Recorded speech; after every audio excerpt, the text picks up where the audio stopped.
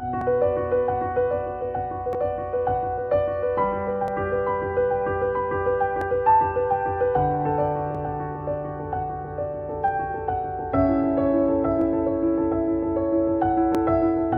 hemos hablado sobre la importancia de las etiquetas. Sin darnos cuenta, acabamos aplicando unas etiquetas a la hora de valorar a los niños que tienen un peligro muy importante, y es que una vez las ponemos, luego los niños se acaban comportando de acuerdo con esas etiquetas.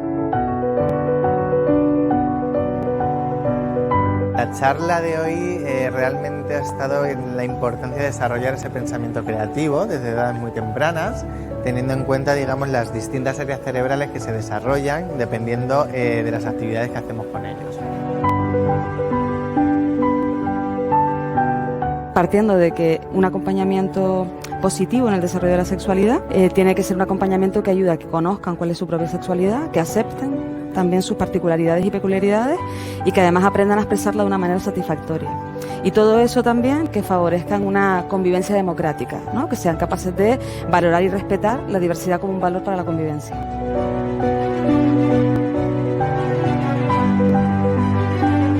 La familia es la primera escuela de las emociones. El ser humano vivimos gracias a que nos emocionamos.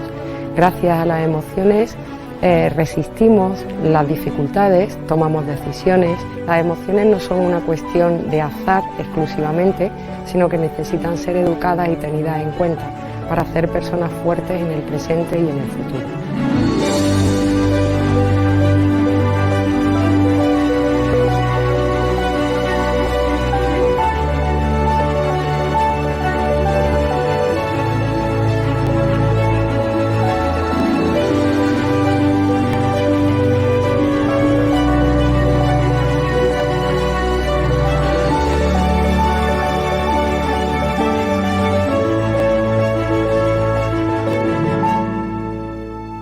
El objetivo principal es poner en valor el juego como herramienta educativa, tanto en el ámbito familiar como en el más formal dentro del centro, en base a los nuevos conocimientos revelados sobre neurociencia y las nuevas tendencias educativas. Hoy hemos estado trabajando los entresijos de la convivencia positiva, pues cómo podemos trabajar la optimización del conflicto como una fuente natural de aprendizaje, de adquisición, de competencia para los niños y las niñas. Vamos a poner unas escenas teatrales que luego los presentes van a poder interactuar en ellas y cambiar lo que sucede para intentar buscar las mejores salidas, soluciones, herramientas y que aprendan a saber y reconocer qué está pasando con respecto al bullying y el acoso escolar.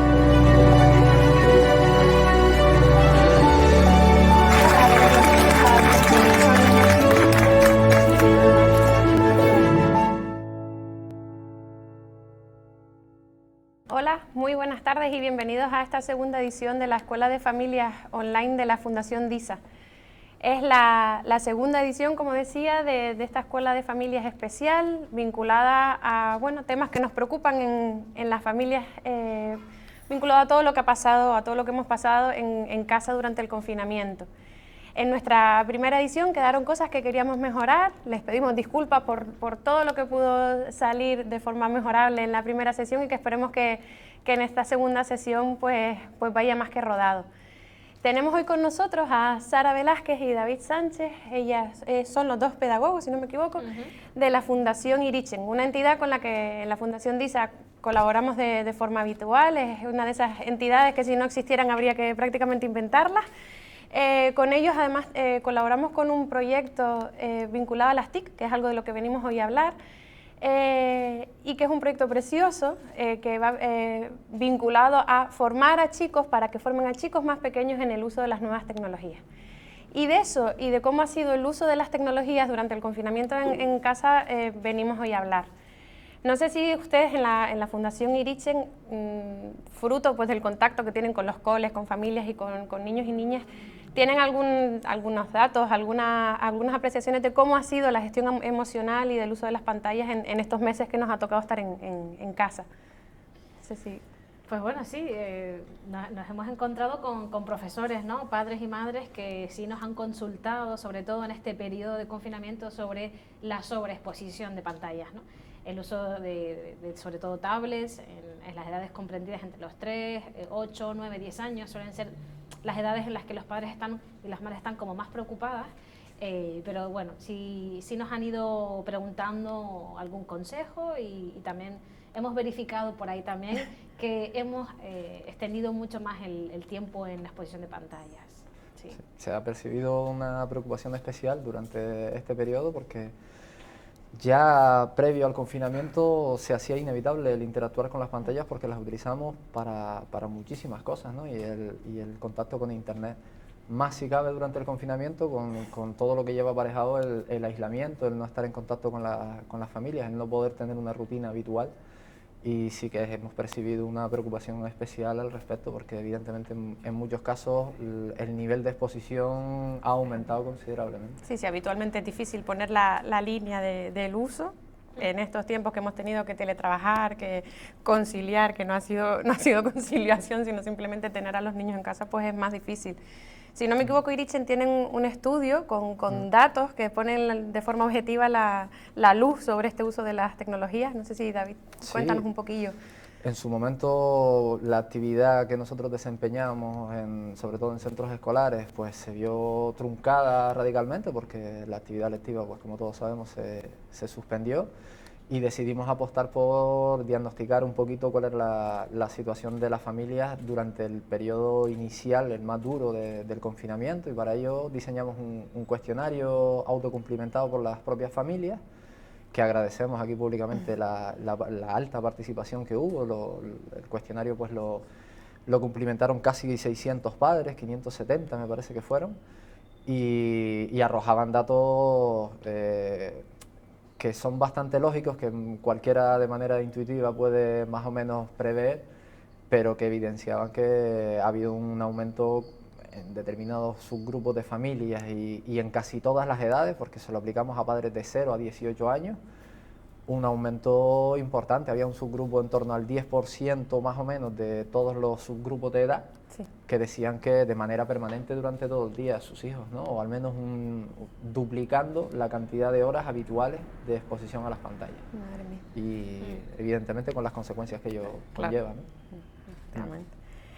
Hablamos normalmente de forma coloquial y a veces no tanto de que nuestros niños son nativos digitales. Nosotros hemos, se supone, aprendido o la tecnología ha ido llegando a nuestra vida, pero damos por hecho que nuestros niños pues son eso, pues, nativos digitales. ¿Qué les parece a ustedes ese concepto? ¿Tiene razón de ser o qué trampas esconde por ahí detrás ese concepto de nativos digitales?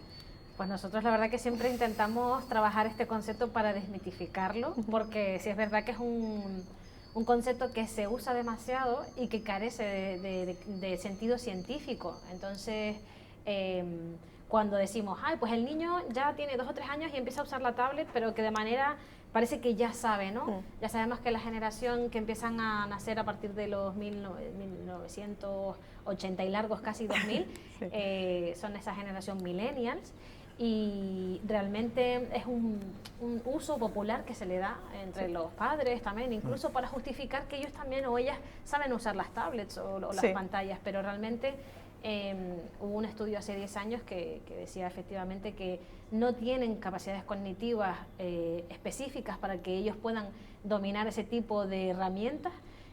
No podían, por ejemplo, pues no sé, codificar la información mejor que nosotros, no pueden realizar, por ejemplo, la multitarea mejor que nosotros, es decir, que es falso. Claro, la multitarea es una de esas grandes mentiras que nos han contado a todos.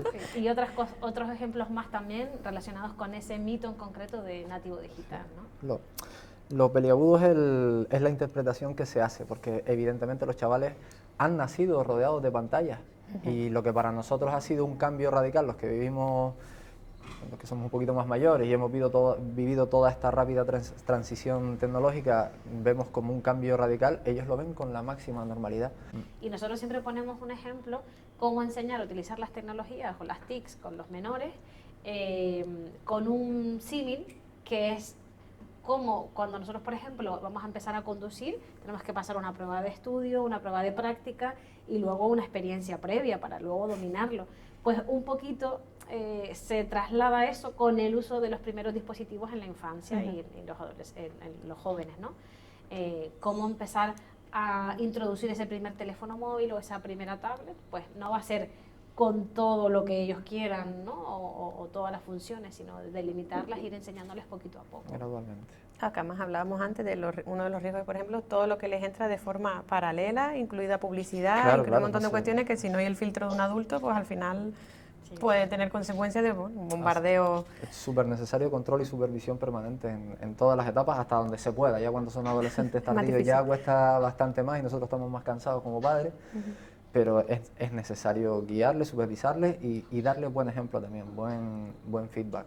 Otro de los ejemplos que utilizamos nosotros también para que entiendan esto a nivel neurológico también, cómo funciona en el cerebro la estimulación, es utilizando el paralelismo de la alimentación, ¿no?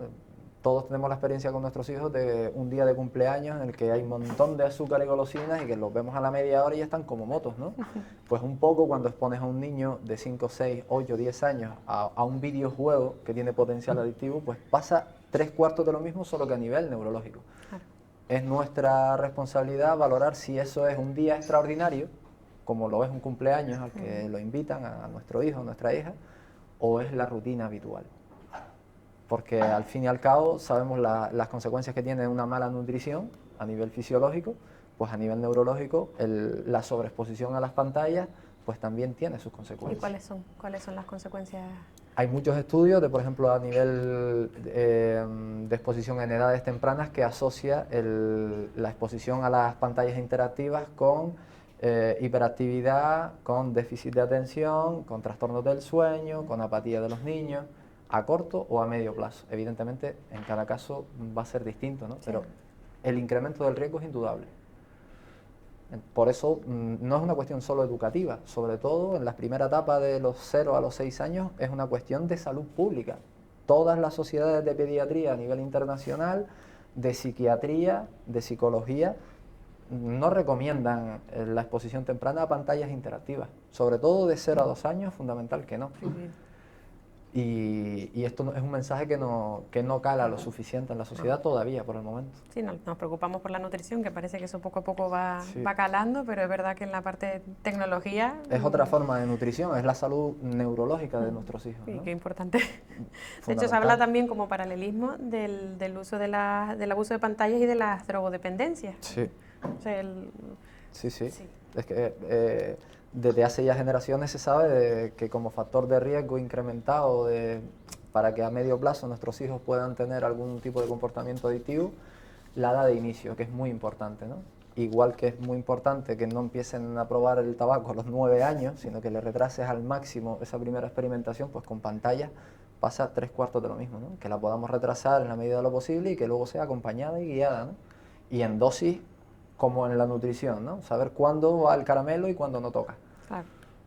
Y sobre todo por añadir que estamos trabajando el sistema dopaminérgico, ¿no? Es decir, cómo la hormona de la dopamina se va generando también en nuestro cerebro cuando Cuenta usamos... para los que no, familia que no sabe, o sea, dopamina. La dopamina y la serotonina son dos hormonas que se segregan en nuestro cerebro y que nos dan una sensación de felicidad, que es la serotonina, ¿no? En este caso cuando quedamos con la familia, estamos con los amigos, hacemos un camping o algo, ¿no? Que es como placentero, te da felicidad, ¿no?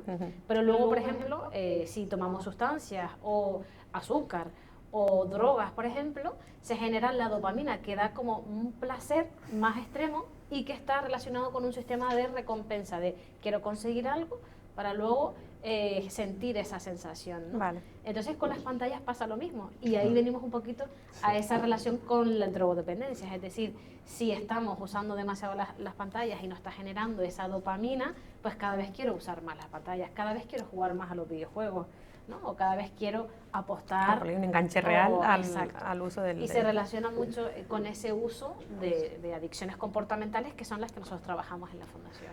Que es un mecanismo natural, ¿vale? La generación de dopamina, pues que hasta un abrazo o comer genera esas chispitas de felicidad a nivel neurológico. El problema es la cuestión de la dosis. ¿De dónde las obtienes y la dosis? Y la dosis sobre todo, ¿no? Y a qué edades. Entonces, eso, que digamos que como consigna inicial que valoremos qué es lo extraordinario, entre comillas, lo puntual y qué es lo rutinario. Vale. Así de manera al final, introductoria. el ejemplo es muy importante, lo nombraban antes por ahí como de pasada. Fundamental. No puedes decir, no cojas el móvil cuando estamos todo el día pegados al móvil.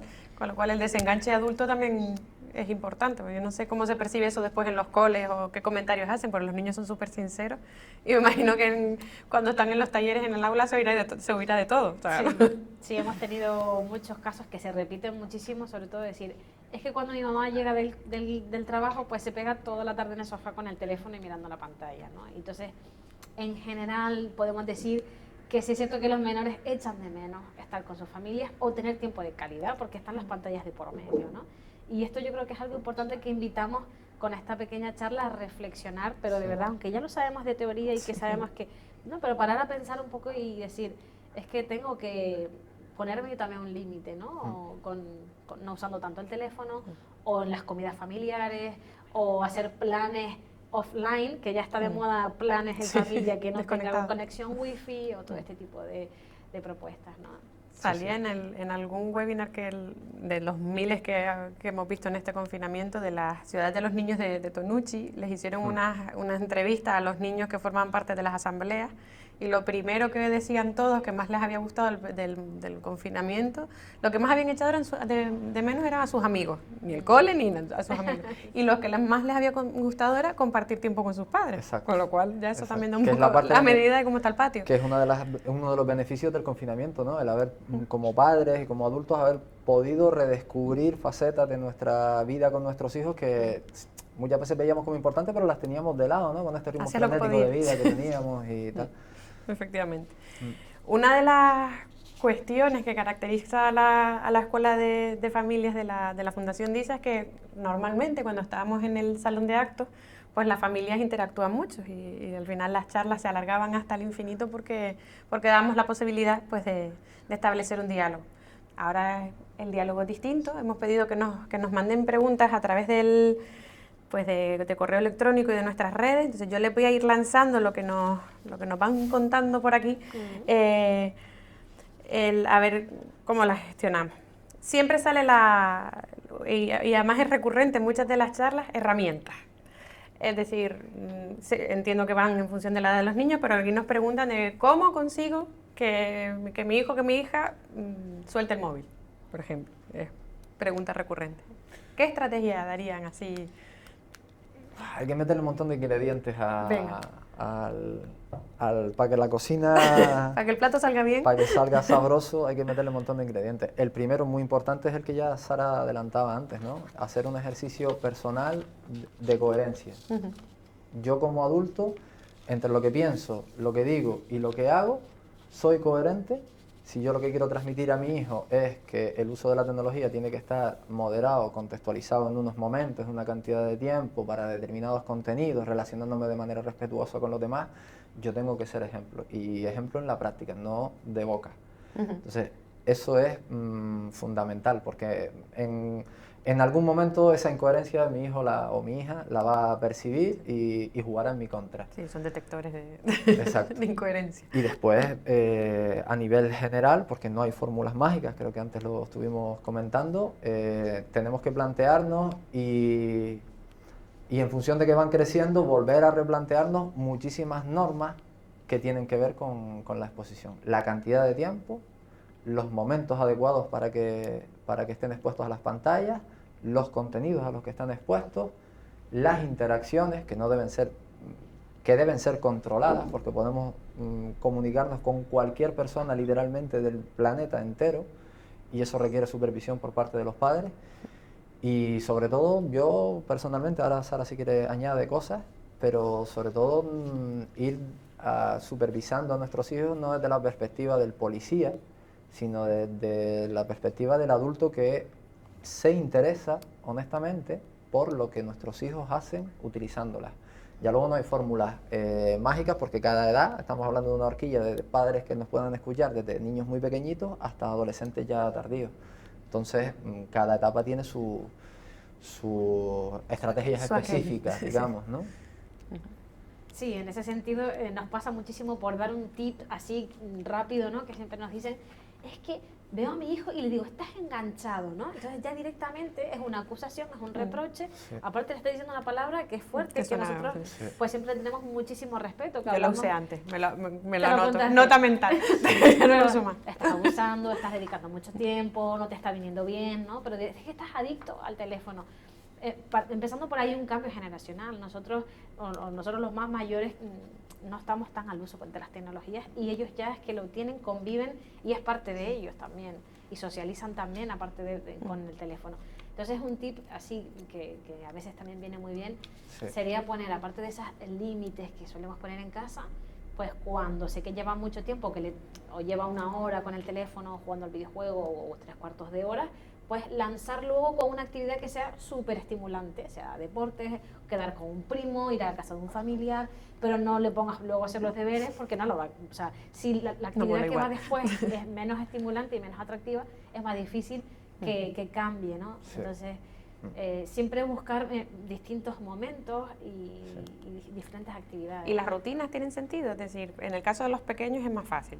¿Ves la tele por la mañana cuando te levantas o al mediodía después de comer? O sea, ¿eso funciona o va más por el orden adulto que por el...? Es fundamental. Es que de ello yo personalmente creo que el rol de los padres también, en la medida de lo posible, tiene que ser más proactivo en el sentido de que yo antes de que mi hijo empiece a jugar a videojuegos, yo antes de comprarle el primer móvil a mi hijo, yo antes de empezar a dejarle de manera autónoma la tablet a mi hija, tengo que aclararle determinadas normas relacionadas con el uso.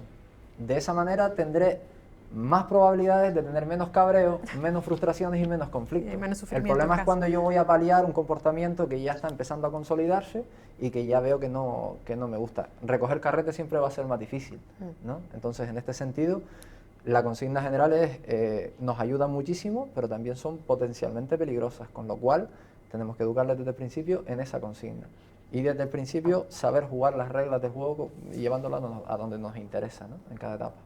Hablabas antes del momento policía y hay una pregunta por ahí que me imagino que va más vinculada a niños más mayores, como padre, ¿tengo derecho a saber las claves? ¿Tengo derecho o incluso la obligación en algunos casos de poder acceder al contenido? Yo creo que también hay un poco como de miedo de no actuar como un poli malo, pero a lo mejor en algunos casos va incluido en la obligación como padre. Entonces, ¿cuáles son esas líneas o esas recomendaciones de tengo que saber las claves, tengo que poder entrar? ¿Cómo lo ven ustedes? Yo, en primer lugar, me gustaría aclarar que esto es el enfoque educativo que cada familia le quiera dar y se puede estar más o menos de acuerdo con lo que nosotros podemos exponer aquí, pero de alguna forma, evidentemente, estamos hablando de hasta cierto punto de la intimidad de nuestros hijos. Por ¿no? eso, sí, esa línea. Que cada familia valore hasta qué punto sus hijos tienen vida íntima no supervisada en función de las edades que tienen. De perogrullo es que hasta los 14 años yo soy responsable de todas las consecuencias legales que mi hijo tenga a la hora de equivocarse en la red, a la hora de interactuar, a la hora de faltar el respeto a los demás, de transgredir alguna norma. Yo soy el responsable, con lo cual tengo que medir muy mucho si realmente me merece la pena supervisarles, conocer las claves, monitorizar lo que hace, si está en alguna red social, si utiliza el WhatsApp. A partir de los 14 ya empieza a ponerse un poquito heavy la cuestión, porque sí que es verdad que ya son más autónomos, están en periodo de construcción de su propia identidad como adolescentes y ya estamos en arenas movedizas, ¿no? Y sí que tienen derecho a tener un poco más de intimidad. Pero hasta los 14 años yo creo que es fundamental.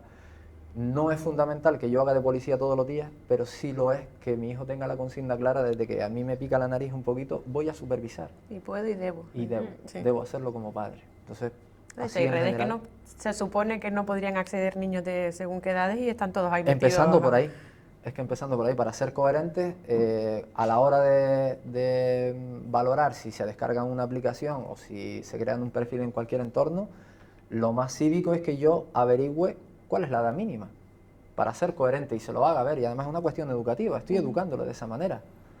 Pero eso, la verdad que lamentablemente nuestra experiencia en los centros escolares brilla por su ausencia. Yo tengo que confesar que yo lo descubrí en una de las veces que fuimos a conocer el proyecto en Lanzarote, el de ayudantes TIC. Exacto. Yo no lo sabía. Y de hecho los mayores le contaban a los pequeños que lo que no me acuerdo, mal hecho, es que cuáles eran las redes y las edades, pero los mayores les ponían a los enanos, pues ¿no? Con esta edad no puedes acceder hasta tal edad, y ahí no lo sabía nadie. La primera yo como adulta, que en algún momento mis hijas llegaran a eso, pero es sorprendente lo perdidos que estamos en muchos casos.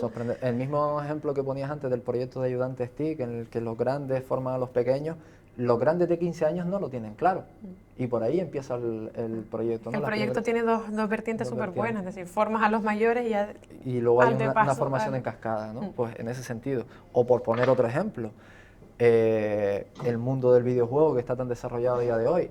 Todos los videojuegos oficiales que se venden en toda Europa tienen una codificación de recomendaciones, de pautas de edad, de contenidos, etcétera, como los rombos de hace 30 años. Si somos coherentes, pues expondré a mi hijo también a unos contenidos recomendados. Lo que no es lógico es que lo tenga expuesto a un videojuego para mayores de 18 años cuando tiene 10, y lo vemos con mucha frecuencia, ¿no? Sí, todos los días. Hay muchas cosas que las familias tienen que ponerse las pilas un poquito, que es difícil, ¿no? Y es muchísima la información, pero es necesario. Sí, sobre todo apuntar que un poco con nuestra experiencia yendo dentro de las aulas, pues nos encontramos muchos niños y niñas que empiezan a tener acceso a muchísimas aplicaciones antes de, o sea, a partir de los 14, 13 años, que es cuando deberían, pues sobre los 6, 7, 8, es un poco la edad que vemos que empiezan a bajarse esas aplicaciones, aunque no tengan teléfono móvil, pero tienen el teléfono del compañero, de la compañera, y eso, bueno, también es algo que, sobre todo el tema de la privacidad, ¿no? Todos los riesgos que puede conllevar también personas desconocidas o suplantar la identidad. Y lo fácil que es, además. Mandar fotos, que te hagan fotos. Y una cosa que también hemos descubierto hace poquito es el uso del WhatsApp, que yo creo que aquí también es interesante que lo hablemos un poco, ¿no? Sobre, porque me encuentro que a veces no tienen aplicaciones como el TikTok o el Snapchat o el Instagram, pero sí empiezan a usar el WhatsApp, ¿no? Y en el WhatsApp, pues, tienen muchos grupos de WhatsApp. En la clase, por ejemplo, me he encontrado que de media hay como 8 grupos. ¿De la misma clase? ¿Qué edades más o menos? Pues desde quinto y sexto de primaria estamos hablando... 9, 10 años.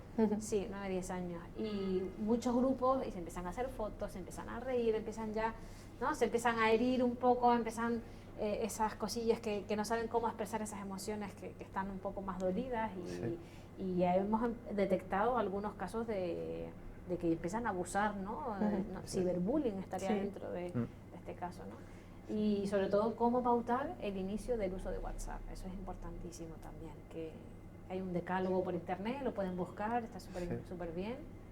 Relacionado con esto que hablamos, nos preguntan dos cosas. Por un lado, las aplicaciones estas de control parental, ¿hay buenas, hay malas?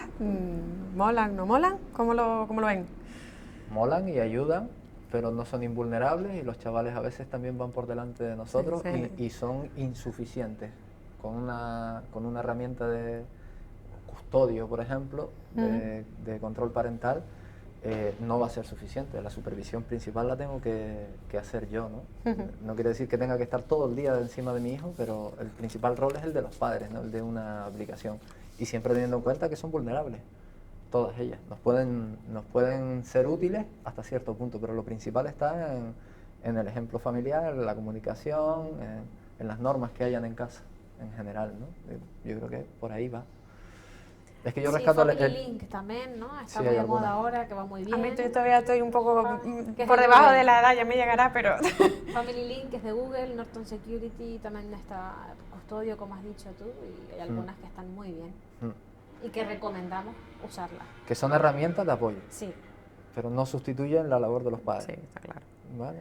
Hay una cosa que no nos la preguntan, esta es más una cuestión de cosecha propia, y además ustedes a la hora de preparar la charla lo mencionaban, lo de educar en tribu, que Mar Romera, que también nos acompañó en una de nuestras charlas de escuela de familia, donde lloramos hasta el infinito, nombraba la tribu, y al final en muchos casos es, ¿cómo va a ser mi niño el raro que no tiene móvil?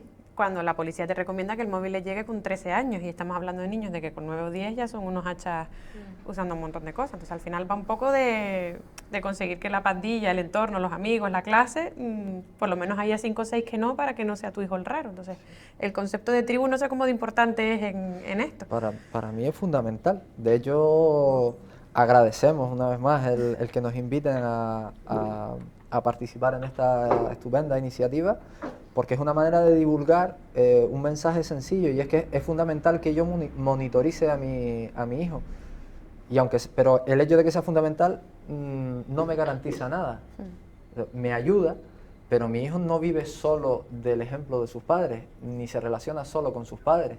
En la medida en que mi hijo se relaciona con otros hijos cuyos padres también tienen consignas similares, integrará las normas de la familia de manera más fácil. Claro. El problema es cuando se les hace sentir, entre comillas, que son el único de toda la clase que no tiene móvil, el único que no está en Instagram todavía con 13 años, el único que...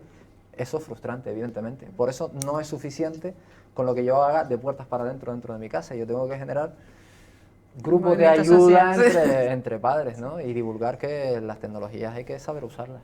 Y de proyectos como Ayudantes TIC salen después movimientos de padres, es decir, eso después los niños son capaces de trasladarlo a la casa o no mucho, o no les interesa. Yo creo que más bien salen movimientos de los propios adolescentes, ¿no? De yo quiero seguir haciendo cosas por esta causa, ¿no? Y sí, nos ha pasado, o tenemos numerosos chicos y chicas que nos dicen, queremos seguir haciendo cosas, dennos trabajo que queremos seguir divulgando y ayudando, ¿no? No tanto los padres, quizás que nos cuesta mucho llegar a los padres, a las mamás, ¿no? A las familias, pero bueno, también estamos haciendo charlas con las familias, con asociaciones de padres, con las AMPAs, e intentamos también que ya no solo esa mirada de educo a mi niño, sino a los demás también como mis propios hijos, y no hacer que, ¿no? Muchas veces mi niño no hace esto, ¿no? O mi niño no ha hecho ciberbullying, o esa mirada individualista a veces también hay que perderla un poco y hacer esa tribu que habíamos hablado, ¿no? De todas formas, en este año tuvimos la desafortunada situación del confinamiento, cuando en este curso teníamos planteado el cierre del proyecto de Ayudantes TIC. Antes del cierre, plantearles a los chavales un segundo reto orientado a la familia, precisamente, durante el periodo que se correspondía con todos los meses de confinamiento. Exactamente, digamos la tercera evaluación teníamos planteado que los chavales, que en algunas ocasiones en algunos institutos hicieron sus pinitos también, trasladando estos mismos mensajes a padres de familias de las AMPAs, ¿no? Y el mensaje llegaba. Una pasada. Y el mensaje llegaba. Lamentablemente este año no pudo ser, pero bueno, lo tenemos. Es que está claro que a los niños en muchos casos se les usa como vehículo para concienciar en las casas, es decir, en la educación ambiental. Si consigues que el niño aprenda a separar, al final es la mosca cojonera, con perdón, que va a casa y si ese experimento a la inversa, de que sean ellos los que llamen la atención sobre el mal uso que hacemos, ese espejo no sé cómo de cómodo será en la casa. Pero es necesario, ¿no? El que nos obliga a volver a evaluarnos a nosotros y que nos quedemos un poquito ahí en 33, es necesario, porque evidentemente los chavales no son marcianos, son el reflejo de la sociedad. Si hay chavales que están haciendo malos comportamientos en el uso de las nuevas tecnologías, es porque de alguna manera el feedback que están recibiendo de la sociedad adulta no es el más adecuado. Efectivamente. Y esto es lógico. Y en ese sentido, una pregunta que nos llega de señales de alarma, sobre todo en niños de según qué edades ya, o sea, ¿cuándo me empiezo a preocupar? ¿O cuándo empieza a ser preocupante? ¿Cuáles pueden ser esas primeras señales, esos primeros indicios de que la cosa se nos está yendo de las manos? Vale. David, si quieres responder. Bueno, pues hay un grupo de indicadores que nos da a entender en mayor o menor medida que el uso es problemático. Nos gusta decir más problemático o abusivo que poner enseguida la etiqueta de que está enganchado o que es adicto a las pantallas. Entre ellos no es definitivo, pero sí la cantidad de horas. Sí. Cuando mi hijo no para de jugar a videojuegos durante varias horas y además voy viendo una progresión, una tolerancia que va en aumento, eso me tiene que preocupar. Cuando hay mentiras frecuentes, cuando usa las pantallas en momentos en los que lo pesco y no estaba permitido que la usara. Cuando yo veo reacciones desmesuradas, cuando veo que hay repetidos conflictos en familia a propósito de lo mismo, cuando veo que el rendimiento académico baja de lo habitual en su caso, cuando lo veo que está más disperso de la cuenta, cuando tiene que concentrarse en sus tareas escolares. Hay un conjunto de muchos indicadores que nos dan a entender un poquito que empieza a ser problemático y que tengo que establecer pautas que reviertan la situación, ¿no? Se observa con facilidad cuando un niño está haciendo un uso que no es el adecuado, ¿no? Cuando lo pesco, esta mañana mismo nos llamó una madre que decide sacar, con todo el criterio del mundo, la pantalla del portátil de la habitación de su hijo de 13 años, porque estaba empezando a darse cuenta de que a escondidas a las 12 de la noche su hijo encendía la pantalla. La pantalla tiene que estar en el salón, porque es que estás poniendo en la mesita de noche una golosina y su hijo, ningún chaval a esa edad está preparado para tener autocontrol y esperar a que la golosina me la coma mañana. No lo van a hacer. Entonces la manera más sencilla es quitar las pantallas de su vista en las horas que no toca, porque toca el descanso, ¿no? Entonces todos estos indicadores y alguno que otro más nos da a entender que empieza a haber un problema, ¿no? Y sobre todo también se me olvidaba el tema de la disminución de otras formas de ocio.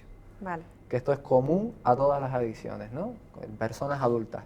Esa persona que era aficionada a echarse las 3 cervezas en el bar con sus amigos, pero que luego tenía otras rutinas y otras cosas que también eran fuentes de placer, que estaba en una murga, estaba en un equipo de fútbol, etcétera, ¿no? Muchísimas actividades. De repente estoy viendo cómo va dejando de lado esas otras actividades y cada vez se encierra más, por ejemplo, en el uso del videojuego. Vale. De manera que solo se quiere relacionar con los demás sin salir de casa. Todo esto hay que tenerlo muy presente.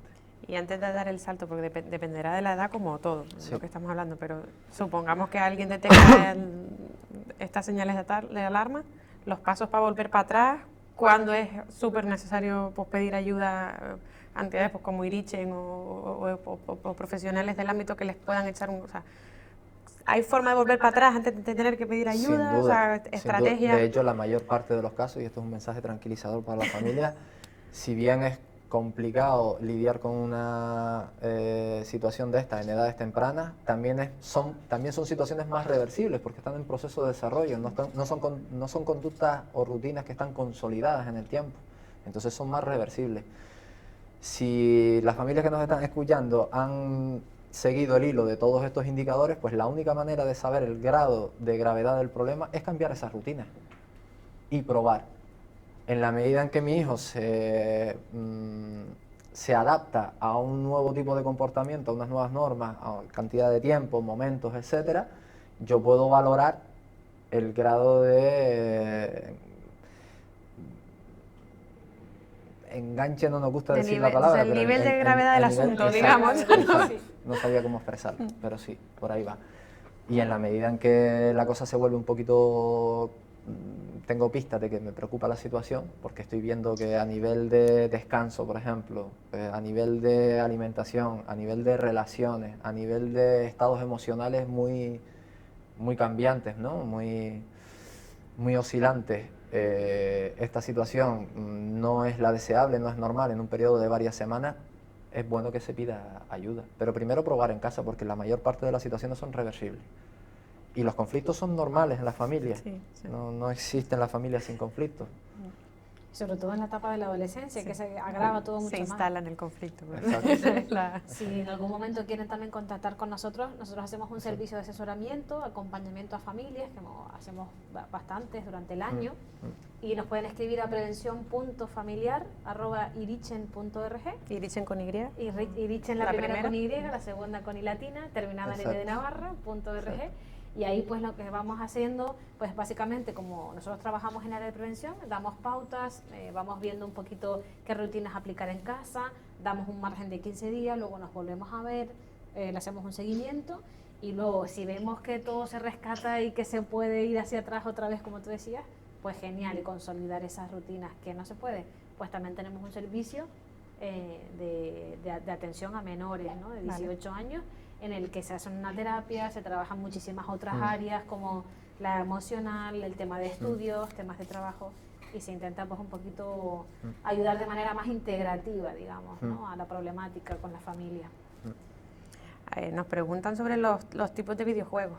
hay videojuegos buenos y videojuegos malos, unos medio menos buenos, otros medio menos malos, adecuados a la edad, eso ya nos quedó claro antes. Pero... Exactamente. Los hay más potencialmente adictivos que otros. Por ejemplo, ahora en los últimos 2 años ha estado dando mucho que hablar el famoso Fortnite, ¿no? Sí. Y hay otro que también, que se habla mucho, que tiene mucha utilidad educativa, que es el Minecraft, pero también son potencialmente muy adictivos, ¿no? No todos son iguales. Es algo que las familias tienen que explorar con sus hijos, porque los hay de todo tipo. Hay videojuegos de estrategia, hay videojuegos de rol, hay videojuegos deportivos, etcétera. Yo creo que una pauta educativa que a lo mejor puede ser válida es la de, antes de dar el paso de comprar un videojuego, investigar cuáles son los intereses de mi hijo. Porque mi hijo tiene 2 opciones: o jugar, que hay cientos, miles de videojuegos, de hecho la industria del videojuego genera hoy millones y millones de beneficios, ¿no? Tengo 2 opciones. La primera opción es investigar con mi hijo cuál es el videojuego más adecuado, y la segunda opción es comprarle el que el resto de los padres le compran a el resto de los hijos. Y yo por imitación actúo y hago lo que a corto plazo me viene mejor para que mi hijo se calle y me deje tranquilo. Fácil, sí. Entonces, sí, bueno, también es verdad que no es lo mismo, por ejemplo, un Minecraft, ¿no? Tipo, por dar nombres y por dar... Un Minecraft es un poco más creativo, tiende a tener contenidos educativos, incluso ya sabemos que desde Microsoft también hay paquetes educativos que son bastante interesantes, pero el Assassin's Creed, el Fortnite, el GTA sobre todo, nos ha asombrado muchísimo el GTA, el Grand Theft Auto, que es para mayores de 18 años. Muchísimos menores lo juegan porque les parece súper atraente, aparte que es prohibido, ¿no? Como mayores de 18 años, y nos encontramos muchos menores y chicas que han jugado, y no es de lo más educativo posible, digamos que es todo no lo he visto, contrario. pero me lo puedo imaginar, claro. Y eso pues es verdad, no le vas a comprar a tu hijo ese videojuego, y si tu hermano mayor lo está jugando, pues no dejárselo al menor. Esas son cosas de sentido común que creo que tenemos que ir aplicando. Y sobre todo, independientemente del videojuego que sea, las pautas. O sea, está comprobado que jugar a un videojuego resulta placentero neurológicamente para un chaval durante 45 minutos seguidos. Luego tiene que parar. Y en función de la edad, en general no se recomienda más de 1 hora y media jugando seguida. Sí, cuando hay niños que se pasan... Exacto. Si encima lo hacen a las 12 de la noche a escondidas en su propia habitación, pues estamos añadiendo ingredientes inadecuados, ¿no?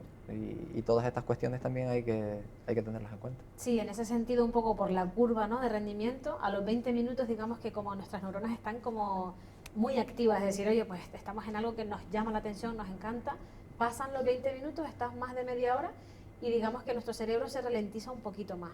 Hay como una fatiga, un cansancio tecnocerebral, y luego ya cuando sobrepasa la hora y cuarto, digamos que es un desgaste cognitivo. Y ahí está el problema, y eso son parte de las consecuencias. Claro. Que cuando hay un desgaste cognitivo, nuestras neuronas ya no están teniendo esas conexiones sinápticas adecuadamente.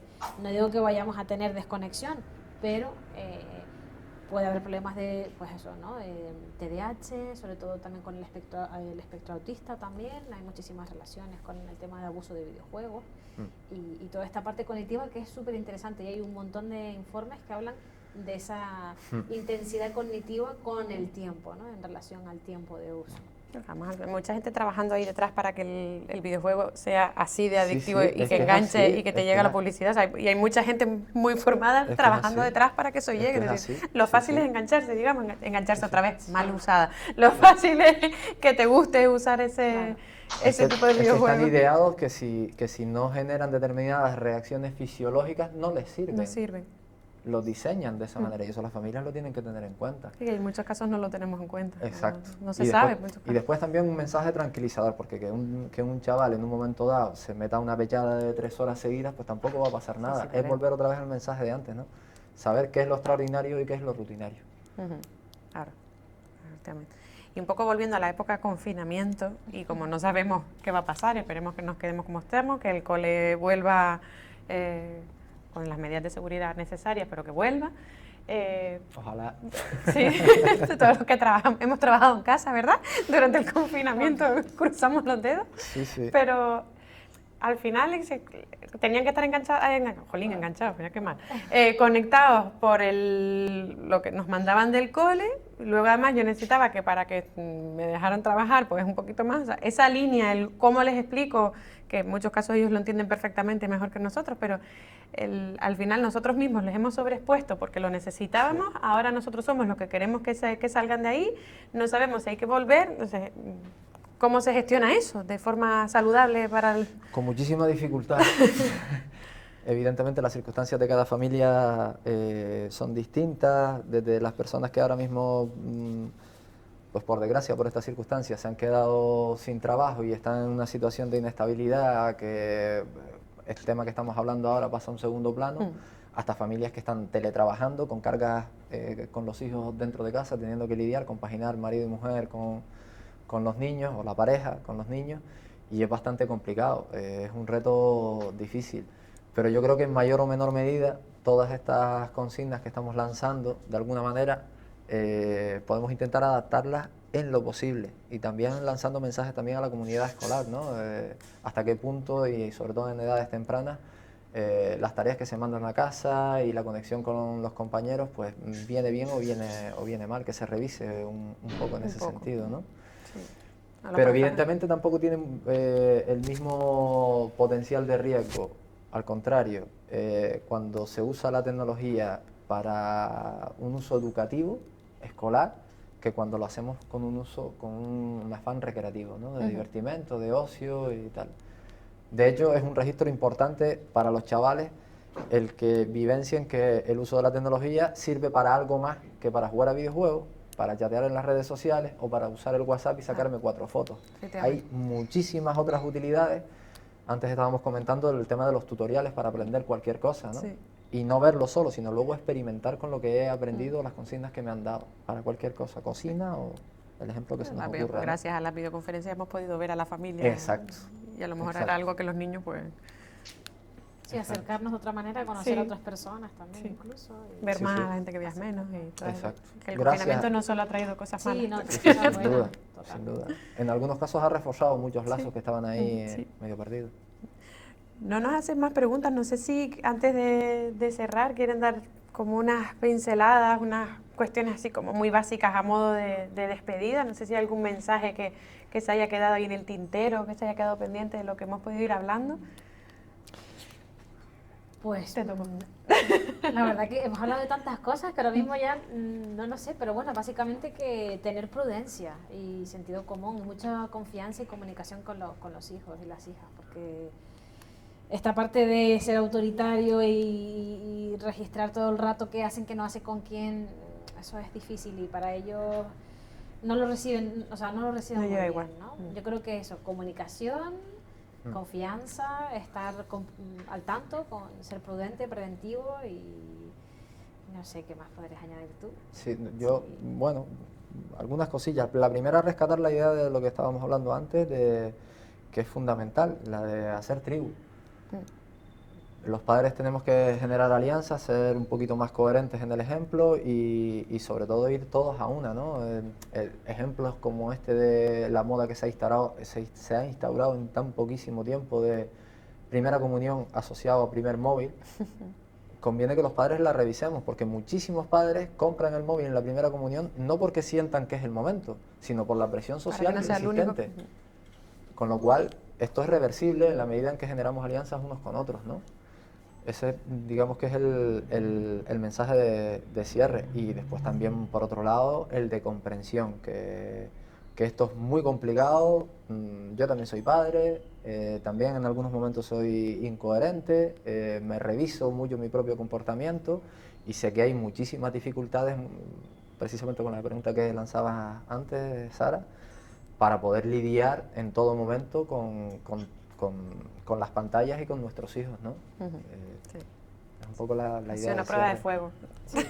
Todo esto hemos aprendido mucho de lo que sí y lo que mejor no. Sí, sí. Y aprendizaje continuo, ¿no? Eso también, sí es importante. Aprendizaje continuo, estar al tanto, actualizarse con información. Y hablar con ellos, porque al final en muchos casos los ponemos como si fuera una es columna, pero realidad, hasta los más chiquititos entienden. Pues tal vez ese sea el mensaje de cierre que se me ocurre con lo que estás diciendo, Sara, que que la tecnología no sustituye el cara a cara y que hay una parte que además hasta siendo adolescentes no debemos descuidar como padres, es que siempre tiene que haber tiempo de calidad cara a cara, de atención plena a nuestros hijos. Sí. Siempre, eso no lo podemos descuidar, porque en la medida que descuidamos eso, la comunicación no es afectiva ni es efectiva. Entonces eso es muy importante. Lo importante no es que tenga el iPhone 10. Lo importante es que tenga la disponibilidad de su padre, su madre, en momentos adecuados con atención plena. Efectivamente. Y a veces no estamos plenamente. No, muchas veces me temo.